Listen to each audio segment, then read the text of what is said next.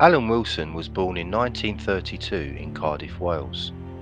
Not long after the Second World War, Alan developed a keen interest in the history of the Britons and began visiting libraries in Cardiff and acquiring many old books and documents in search of the Britons' true history.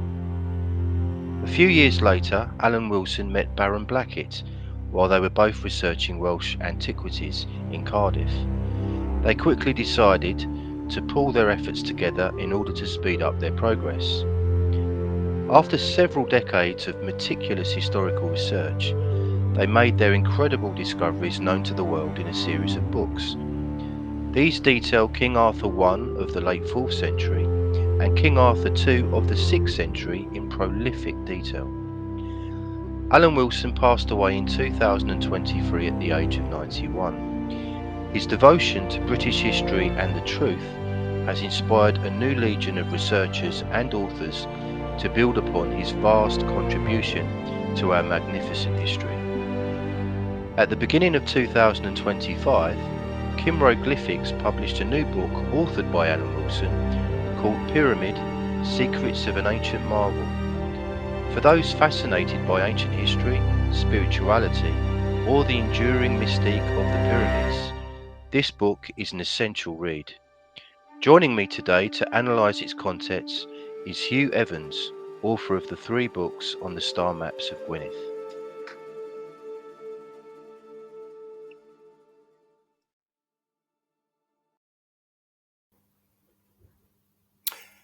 Hello and welcome to my Esoteric Explorer channel. My name is Paul, I'm your host. Today I'm going to be discussing a very important book that has recently been published by Hieroglyphics, Alan Wilson's Pyramid: Secrets of an Ancient Marvel. It's a fantastic book. Can't recommend it enough. It does cover thousands of years of history, so there's absolutely no way we can really cover everything in one video, but we will be discussing many of its contents. So I'm quite new to all this history myself, but one thing has become abundantly clear to me over the last few weeks and months, and that is that Alan Wilson's and Baron Blackett's contribution to our ancient British history is absolutely essential reading for anyone that's interested in this stuff. Okay, so I'm joined today by one of my favourite guests on the channel, none other than Mr. Hugh Evans. Hi, Hugh. Hi there, Paul. Yeah, how are you? All right? Yeah, good. How are you? Nice to see you again. Yeah, not too bad. Yeah, it's great to see you. We're going to be discussing this book today, Alan Wilson's Pyramid: Secrets of an Ancient Marvel. But before we do, Hugh, I'm very aware that you went on the Megalithomania tour of Egypt last November. So this kind of aligns with what we're talking about today. So what was that experience like? What did you... It was great. Yeah. Hugh Newman and JJ and Andrew Collins were there. They were the hosts, and it was a lot of fun. There was a lot of great people on the trip, and we went to see quite a lot of the normal sites and had some private access. And then we went to see some really different sites and sites you wouldn't normally get on the tourist route because of the interest of Hugh and Andrew and JJ. You know, they sort of do the research and then they put the itinerary together. Yeah, it was fantastic. Went out in the desert and all sorts of things.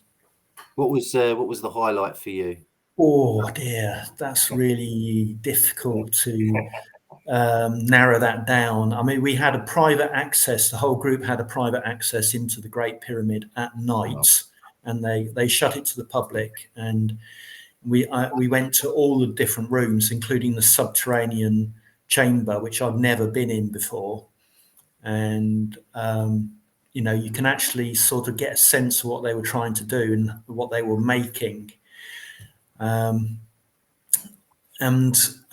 We also had a private access to the Osirion shaft, the Osiris shaft, not the Osirion, which is further down the river or upstream of the River Nile, but this Osiris shaft is just outside the two big Khufu and Khafre pyramids, and you have to climb down this ladder into a chamber. I mean, it's like a 40-foot ladder. There's no safety net at the bottom, and it's sort of like a bit rickety.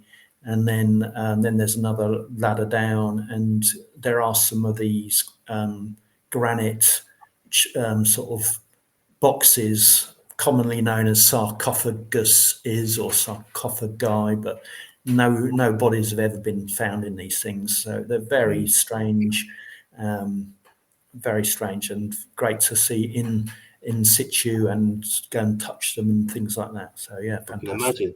Sounds like an Indiana Jones movie. Oh yeah, it is. Yeah, we did some of that climbing around in the desert and stuff. Yeah, very indie. Brilliant. I've seen a video done by Brian Forster. One of his tours, they took people down to in the Osiris shaft, and there's about 4 or 5 different layers, isn't there? I believe. Oh yeah, definitely. And the very bottom layer is now filled with water, and you go right down to the groundwater level. Which this is a desert. It's right on the edge of the desert, yet you can still get this groundwater level, and it's probably the level of the Nile or a bit lower than that. And one of these sarcophaguses is still underneath the water level, so you can only imagine that it was originally designed to be at this level underwater. Fascinating stuff. Okay, yeah. Go if you can. Yeah, definitely. Okay, so Alan Wilson, Hugh. How has Alan Wilson's work influenced your own work over the years? Oh, massively. My first looking for star maps experiences was working from I think it's in Artorius Rex. There are a number of stars identified on the ground in South Wales. And I was working with the late Ross Broadstock in trying to make sense of them and trying to find connections, and then also looked at the star maps that Alan Wilson identified in Pembrokeshire around Nevern. And it's from all of that work that I was able to identify the start of the star map in Gwynedd. So yeah, massively influential. And I also identified the link between the signs of the zodiac and the Egyptian hieroglyphs because of Alan Wilson and Baron Blackett's work on the connection between the Welsh language and Egyptian hieroglyphs. So that's Moses in the Hieroglyphs. That's one of their books. I mean, that's a great book. And there's a lot in there.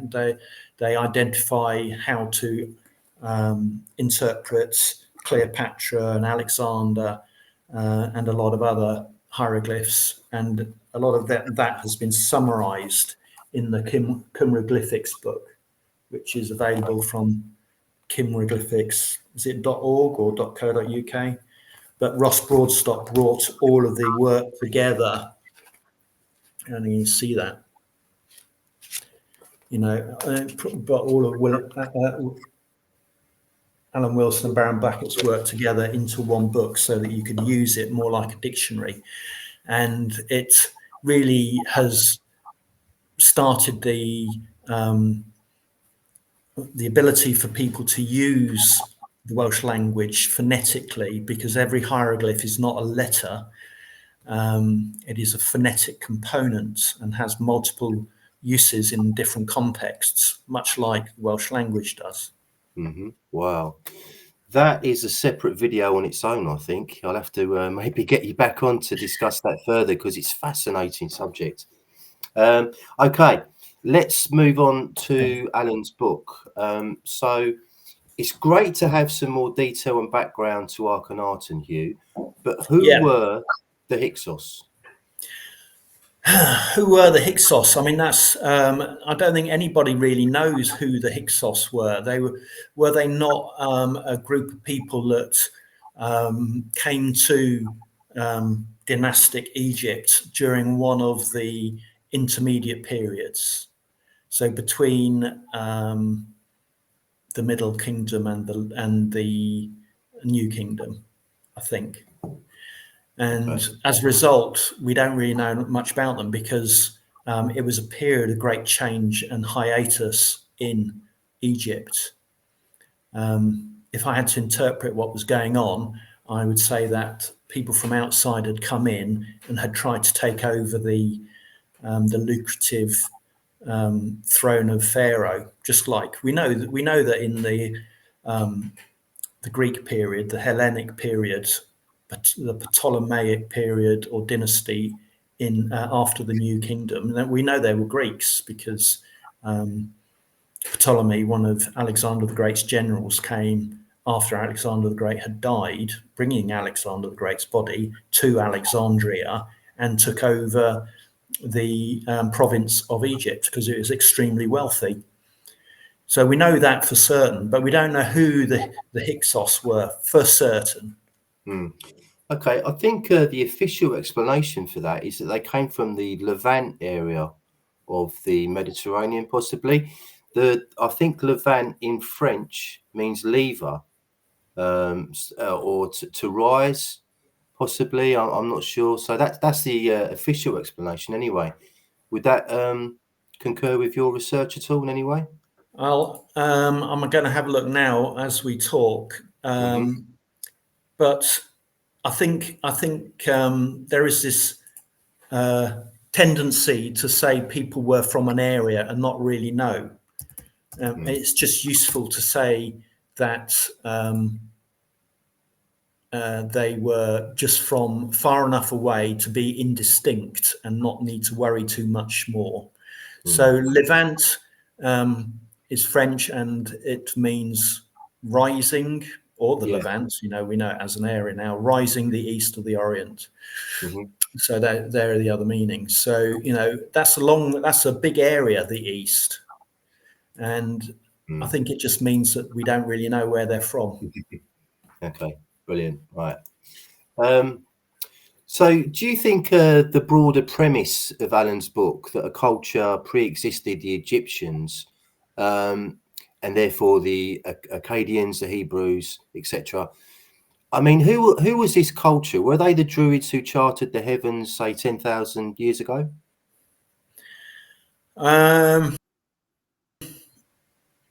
That's a really good question, and we really don't know. And if we did know, those people that do know are keeping it to themselves. At my recent visit in November, we did go to the Grand Egyptian Museum, the new massive Egyptian museum at the edge of the Giza plateau. It's a fantastic museum, very modern, and they have different floors in the museum, and one of the floors, the top floor, is dedicated to the very earliest times, and there are a number of graves, I suppose, that have been discovered, and that the contents of the grave, the body, has not been mummified. And not like we know the pharaohs and other even animals later on in the even in the Old Kingdom, the Middle Kingdom, and the New Kingdom. So it's quite fundamentally a different people, I think. So was there a culture of people in Egypt before the Old Kingdom? Yes, I think so. I think there was, and we've got to go back to what were the pyramids used for. The Osiris shaft we just talked about. What was the Osiris shaft originally designed for? There were no bodies found in the Osiris shaft. There's not been any bodies found in any of the pyramids. Even one of the pyramids, was it Unis, that was discovered unopened, and when they got to the sarcophagus in the middle, there was nothing in it. And they are extremely enigmatic places. You can get inside them, and there's in a lot of them there's no hieroglyphs at all. There's no adornments. They don't look like tombs. And there are people working on theories about what they were originally used for, and that predates the Old Kingdom by quite a long period of time. Professor Robert Schoch of Boston University, he's a geologist, and he's dated the Sphinx at 10,000 years old. Okay. So there may have been a culture in that area around that time. The Sahara Desert was really more an arid savanna rather than a desert. So there may have been people living in the savanna like there are today. Okay. Elsewhere. Yeah. So the place you're talking about, where you've got these sarcophaguses, these large boxes, that they're in a complex that's buried underground. Am I right in saying that? Yeah, and that's the Osiris-Shop, but also the Serapeum near that's the one. Yeah. Near Saqqara, the Pyramid of Djoser. I do remember seeing another, talking of which, another Brian Forster video on that, and they found this strange looking kind of gooey substance on the side of one of the sarcophaguses. I know that they were having it tested. I don't know if they ever got the results back, but I mean, do you have any thoughts on what those boxes could have been used for? Yes. I think what they weren't used for was to be tombs for bulls, which is what we're told they're for. I'm halfway through researching and writing a book about technologies used in ancient Egypt. I'm not going to say what I think they're for, because I'm halfway through, might change my mind, but it's an extremely amazing place. And the Serapeum is one of the best places to go in Egypt, as is Saqqara. And we were shown around by Youssef Awan. He was also one of the guides on the Megalithomania tour. He's got so much to show. And his father was one of the great wisdom keepers. Yeah. And as we were leaving Saqqara, he showed us these recesses in the buildings, and you could stand inside these recesses and you could actually hear it hum. It was humming, like a very, very low frequency hum, constantly. And Youssef told us that this is used for healing. So we get this a lot in other places, stone circles in Britain, where the magnetism and the resonances are able to regenerate your body, because your body is basically a number of organs interacting electrically through membranes. And we can accumulate toxins if we don't have the right minerals, and going to these places helps you sort of do a reboot. So anyway, in Saqqara, you can actually hear this humming, and that indicates to me, and I've only shared this with a few people, that there may be some more sarcophagus underground that haven't been found yet, that are still in operation. Wow, that's incredible. That is incredible. That is incredible, yeah. And it makes me think, because I work in the natural health field, and over the last, I'd say 10 to 20 years, healing devices have become very popular. We've got things like Rife machines now. There's people I know that are bringing back Tesla frequency devices, and they're having amazing results with them as well. I can't say too much on YouTube about that, obviously, but so it would seem that we're maybe going full cycle on this. Who knows? Yeah. Earth energies are, they're our fact. People are sensitive to them. Okay, Hugh. So going back to the pyramids, How old do you think they are, and why were they made?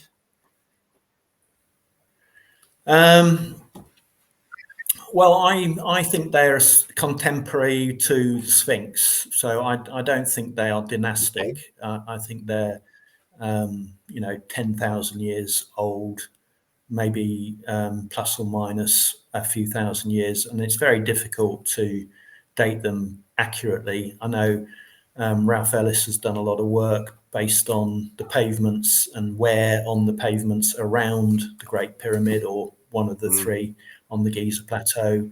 I quite liked that hypothesis. What were they used for? There are a number of ideas going around, which I think are very interesting. I've met Christopher Dunn and read his books. I think I've got one here actually. Giza power plant. Yeah, and that's his latest one, which I'm halfway through. So there are people thinking they're power plants. I'm also familiar with Jeffrey Drum's work. You can see his work on the Land of Chem YouTube channel, and he is championing a hypothesis that they were chemical plants, and he goes into great detail, and a lot of that is interesting, quite compelling. You know, I've got an engineering degree, so I can test whether it's makes sense or not, and it does. And if we apply the Welsh language to pyramid, we know what a pyre is, don't we? We know what a funeral pyre is. Well, pyre or pair in Welsh means an instrument, boiler, or cauldron, and mid means an enclosed pit or vault. So pyramid is an enclosed pit or vault that is acting like a boiler or cauldron, and this actually fits in exactly with both the work of Jeffrey Drum and Christopher Dunn. So that's what I think. That's a great answer. I don't know if you've ever come across Joseph P. Farrell before. No, okay. No, I haven't. He's written some books on this topic. The first one of which was the Giza Death Star, and he's postulated that they were basically a weapon. And I've often thought that they may have had some form of military use or aspect to them. So I would highly recommend JP Farrell on this as well. So because that kind of aligns too, doesn't it? That theory, possibly. Yeah. I think whether they were a chemical plant or a power plant, I think they would have given out power. And I have had first-hand experience of feeling this resonant hum at one of the sites. And anyone can go there and it'll be continuous. I remember Maria Wheatley telling me once that she was at, I think it was Stonehenge, could have been Avebury, one of the two. There was this huge storm, and she was showing a group of school children around the site, and all of a sudden they ran up to her and said, Maria, the stones are ringing. And so she ran over to the stones, and sure enough, she could hear this kind of low throbbing vibration noise. So this kind of thing has happened too on our own megalithic sites. So there could well be something definitely going on there. Yeah. Okay. Just returning to Akhenaten, Hugh. Alan Wilson in the book doesn't have anything complimentary to say about Akhenaten. So what is your assessment of his reign? Well, his reign was quite short in the grand scheme of things. I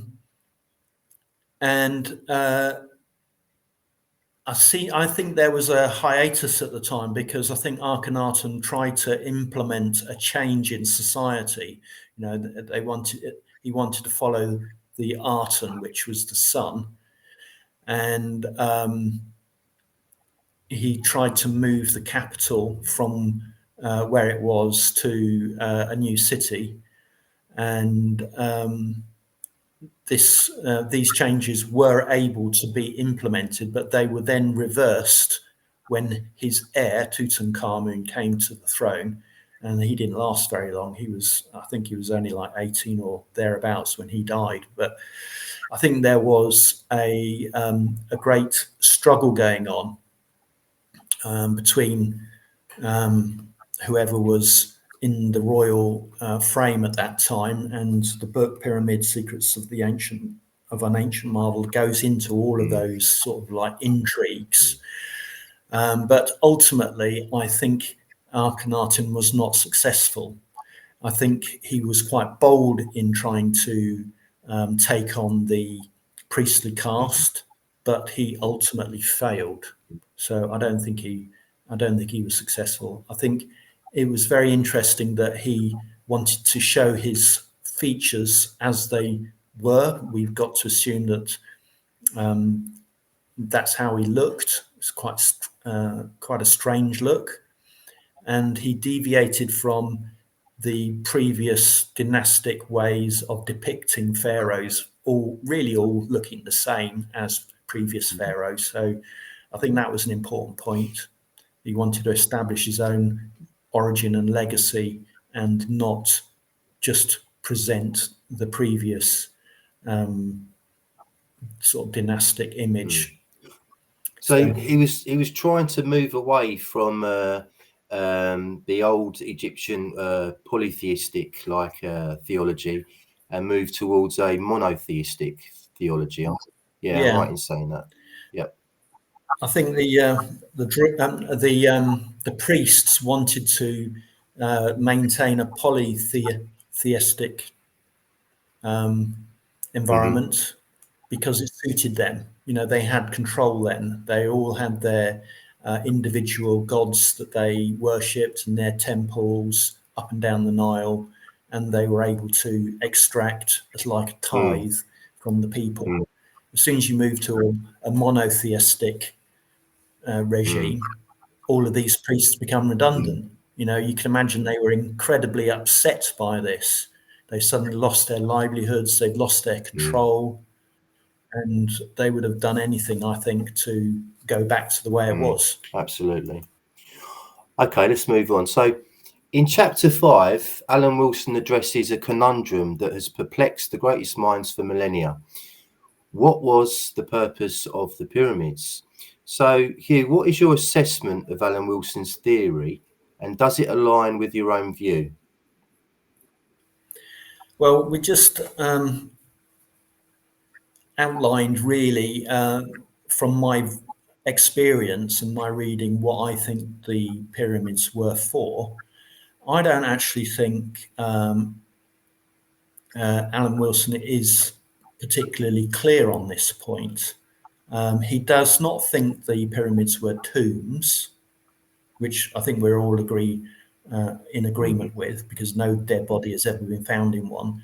But his main premise is that they are built as religious shrines to the sun god, and that they played a role in the Osiris myth of life, death, and resurrection. Yeah. So, and that's a lot of work to go to just to play out a myth. So could both theories be true? Could it have had a practical purpose as well as having? Yeah, absolutely. Yeah, definitely. Yeah. I mean, my personal experience is that they're practical. But you know, we have the same thing happening today. You know, we have practical things that have mythological attachments. So in the news just recently, there is one of the Royal Navy's boats has just been renamed from HMS Agincourt to HMS Achilles. You know, so you know that's a practical weapon that has got mythological attachment. It's now named after a Greek demigod. Yeah, great point. Okay. In the chapter Links Between Osiris and Christianity, Alan Wilson highlights the parallel between Osiris and Isis and Adam and Eve. Both Eve and Isis were created from their partners' bodies. So what do you make of the close similarities, Hugh, between these two stories? Well, I think both cultures had borrowed mythology from previous culture. That's why it's the same, and we see this in other areas. So both Moses in the Egyptian mythology, okay, that's Old Testament. He was found in a boat, a little coracle floating down the Nile. But it's also the same story of Sargon the Great, and that was 2,300 BCE, over 1,000 years before Moses. And to some extent, it's Jesus in the manger. And it relates to the constellations Corona Austrinis, which is the coracle-shaped constellation just underneath the ecliptic, coming from the sort of spirit world into the mortal world. And this is a metaphor of the birth of a spirit. Wow. So I think both the Hebrew culture and the Egyptian culture are borrowing from a previous culture. And I did do a YouTube video on Adam's rib, and we can share that, can we? And I'll just take you through a few slides. Sure. Here we are. Okay, so that's the header. So Yep. you can see now how using Welsh Cymraeg as the approximation, very close, of an antediluvian language of the people who created a lot of this mythology that subsequent cultures have adopted. You can see how this verbal language uses something that can be visually seen as a metaphor for something that is conceptual. So a rib, which you can see, or it can be turned into an image, is used to demonstrate a concept. So a rib is a grag, and it is implied greg, which is a woman wife, which is what Eve is. Rib is also an azen, and it means it implies Izor, or if you see on the right-hand side here, there are a lot of words starting with the same initial component, which mean equal or counterpart. So Adam's rib is a metaphor for his partner and equal counterpart, his wife. So that's why we have that story in the Holy Bible, and presumably it's a similar reason for the Egyptians, and they have similar stories for Cain and Abel in the Bible, and Osiris and Set in Egyptian mythology. So I think they're borrowing from a previous culture. They're just representing it in their own style, so that they can sort of own it, And it's a bit like the Christian church in Britain and Europe, where it succeeded a previous religion that was solar based. So the Christian religion has adopted the sun as a halo for the saints. And it just makes it easier for a new theocracy to come in and transplant an old theocracy. Fantastic. Okay, so that's that screen. Are we back? Are. Hold on a second. That's better. There we are. Brilliant. Okay. Looks fantastic. Good. Right. Okay. So let's move on to the chapter where Alan Wilson talks about Assyrian and Christian symbolism. So in that chapter, Alan Wilson draws the comparison between the Christian fish symbol and the Eye of Horus.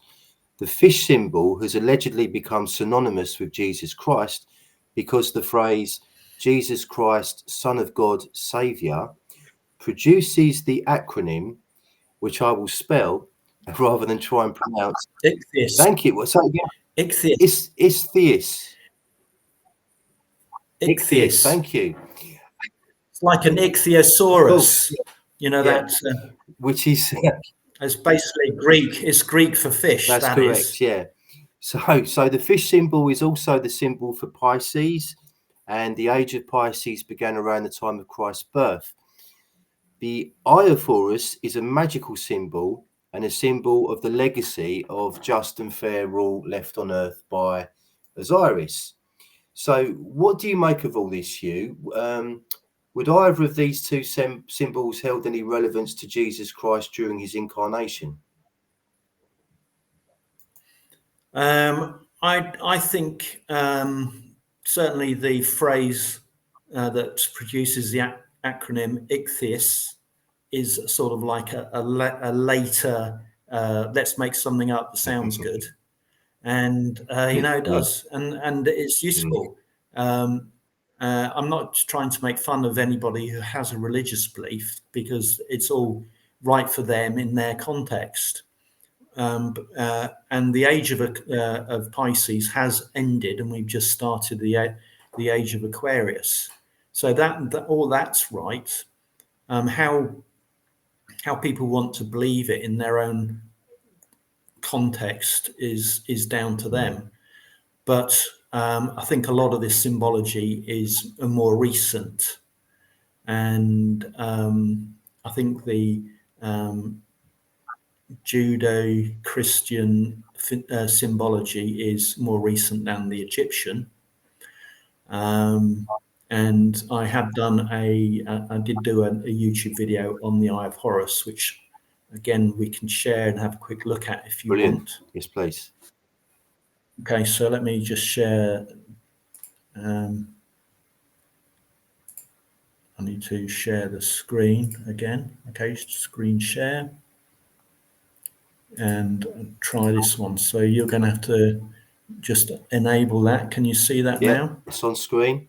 Eye of Horus explained. Yeah. So, and this is a Wilson and Blackett hypothesis. Although other people have presented it before them, they did a lot of work and brought it to in a lot more detail. But the Welsh language can be used to understand the hieroglyphs and the concepts being presented. So the Eye of Horus, I mean, there are Horus, or the symbol had two components. One eye was the sun. Can you see my cursor? And the other one is the moon. So why is it called the Eye of Horus? So here is Horus, the hawk. There's the eye. These are the things we're being told, and often you'd see a hawk associated with this. We also have to be very careful that we take these words correctly, because Horus is actually a Greek presentation of the word, the Egyptian word Huru, like this, and it had a number of different ways of presenting the letters. Often we had to guess at the vowel sounds, because the Egyptian words were mainly consonants. But in any case, these words for Horus can be interpreted as Aru, and Moa, this AWR, Moa, and this just means the above. Ar is upon, and in this context, it's the heavens upon us. That's why we have the plough, which is an arth. Ursa Major, bear also has R in it, and a bear is an arth in Welsh as well. So that's the same constellation. Ursa Major, the plough, R is the component, and it's one of the topmost northern circumpolar constellations. And so that's what this means, the above, the great above. The hawk is a hebog or a gwalch, and this may be the word that Welsh comes from. So hebog implies hebred, and the root of this word is to fly. And that so the interpretation is an external course. And an eye is a chligad, and chli is a flood, flux, flow of light. And so basically, Horus is about the course of light in the heavens. And we have both the sun and the moon. So let's look at that, the right eye and the left eye. Next slide. Can you see the next slide? Paul? Sorry, I'd muted myself because my cats were playing up. Yep, it's moved on to the next slide. Sorry. Okay. So there are a number of words for right. These are the words whole, and it implies whole, meaning the sun. Iaun, fine, is also the sun. Reith, Ra, and these are the Egyptian gods, Ra. Rhaethio, to radiate. De is the south. It's also divine. And as you face the rising sun in the east, day is on your right to the south. It also represents dew, God, and the sun. So the right hand is the sun. And then we can go to the left hand, Chwith, sinistra. Chwith implies, which is the word for left in Welsh, cwi, quip, cwi, quithol, quithfa. These are all about turning quickly and orbiting on a course. Now, the moon is the celestial luminary that turns quickly. You can see it daily turning on its axis in the night sky. That's why it's associated with this word. And this is actually the origin, the Welsh for sinister in English. And this concept that the left is sinister, it's obviously a bit potty, but that's what people think.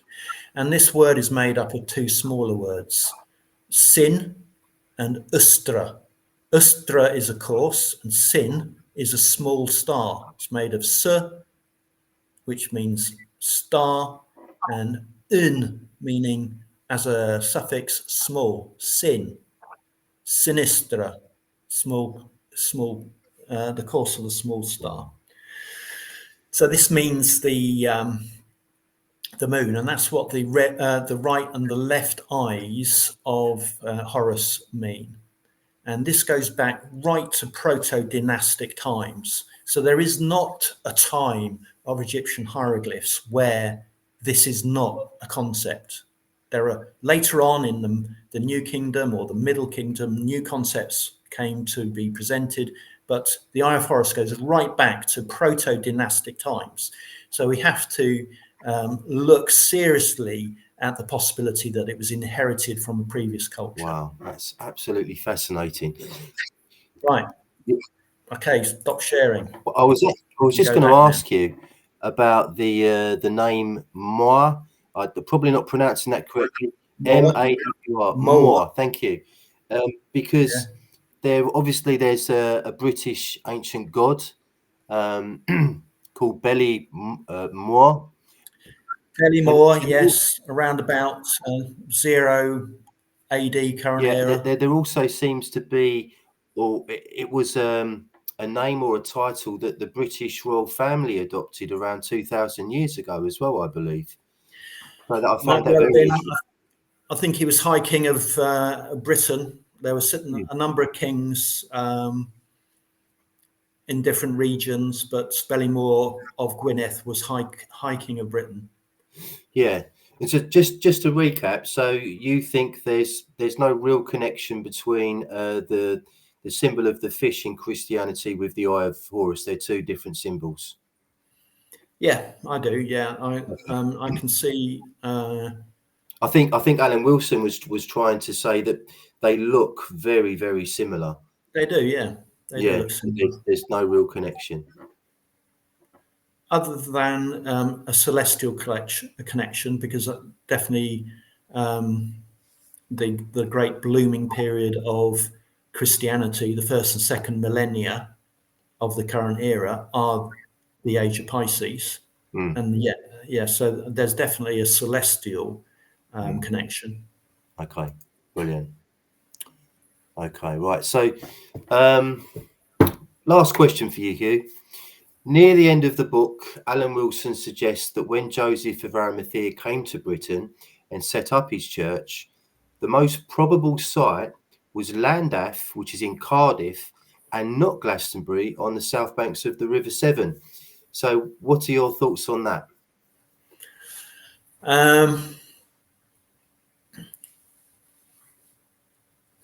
I have not done an awful lot of research in this area, and I know some of your guests are probably much more versed in this than I am. But my understanding is that Joseph of Arimathea set up the first church near Cardiff. He may well have gone to, the Glastonbury area as well. Did they set up a church there? Well, I don't know that there's any archaeological evidence of a church being set up there then. There may well have been an ancient site in Glastonbury where the present church is located. And you can often tell this because, the yew trees in these churches are thousands of years old. You can just look at the size of the trunks. Often they predate the Christian period and Joseph of Arimathea by thousands of years. So he may well have gone to Glastonbury and rededicated a church there. So, and you can go on the Britain's Hidden History YouTube channel. There's several videos there showing the locations of early Christian churches, the tomb of Joseph of Arimathea in Cardiff as well. So I think it's more likely to be Cardiff. Okay. I think it's just him, isn't it? That said that the original church of Joseph of Arimathea was in Glastonbury, spelt Bri, as opposed to Bury on the end. So I don't think anyone else has formed that opinion. Am I right in saying that? As far as I'm aware. Who said that, Paul? Alan Wilson. Wilson. Right. Yeah. So I don't think anyone else has drawn that conclusion. Well, I don't know anyone else who has either. Okay. It'd be something to look into at a future date. Okay, I think we'll stop there. That was brilliant, Hugh. Thanks very much. I do highly recommend this book to anyone who's got interest in these subjects. It's a thoroughly good read with some unique insights. So, Hugh, I understand your origin of numbers, the origin of numbers is being revised at the moment. So it's going to be a new edition is coming out soon. Yes. I have sold out of my first edition, and I'm taking the opportunity. Thank you very much. I'm taking the opportunity to expand it. I've just also sold out of The Origin of Time, so that's currently in reprint and will be available at the end of this month. Excellent. Which is why I'm able to do a little bit more YouTube work and other presentations. But yeah, I'm going to expand The Origin of Numbers because the people who charted the heavens and having already invented our numbers, they also named the elements, for example. So one of the elements I do give an explanation for in my book, The Origin of Numbers, is carbon. Carbon, we know what carbon is. Car, we know what a car is because we drive one every day. It's a carriage, and it comes from the smaller word ca, which means to hold or to keep. So a carriage is something that can contain something or hold it or keep it. And that's the first component, car. And bon, it means stock, stem, base. And when you apply that to in a time sense, it can imply lineage. So the carriage of lineage is your genetic makeup, and it's carbon based. Our ancient ancestors understood that if they took an acorn and they heated it and removed all the water, all that was left would be a black paste. and that contained all the information needed to grow an oak tree. And they knew that they looked a bit like their parents, and their children looked a bit like them. So they knew that there was this information being passed between generations, and that it was carbon based. Wow. So that's how the element's been named. There is no other explanation for the name. And a lot of the other elements have similar meanings. So sulfur, sil is earth, fur is to burn, burning earth. Phosphor, bright burning. Wow. Okay. Fascinating stuff. Okay. Talking of Hugh's YouTube channel, do check it out. Origin of the Zodiac on YouTube. You've just done a new video, Hugh, haven't you? The Stone of the Pregnant Mother in Baalbek. Pregnant woman, yes. Yeah, the Stone of the Pregnant Woman in Baalbek in Lebanon. It's a very ancient stone. Nobody knows where it's come from, how old it is, but the name has endured from perhaps the time it was built or carved out of the living bedrock. So I've used, again, the Welsh language to give an insight into the meaning. You have to go over and check it out. Yes, definitely. Yeah, I love your translations. And there was me thinking the stone was Roman. Yeah. Okay. So thanks for joining me, Hugh. Please like, and if you're new around here, do subscribe. Lots more to follow. Thanks for watching, everyone. Cheers, Hugh. Thank you. Thanks, Paul.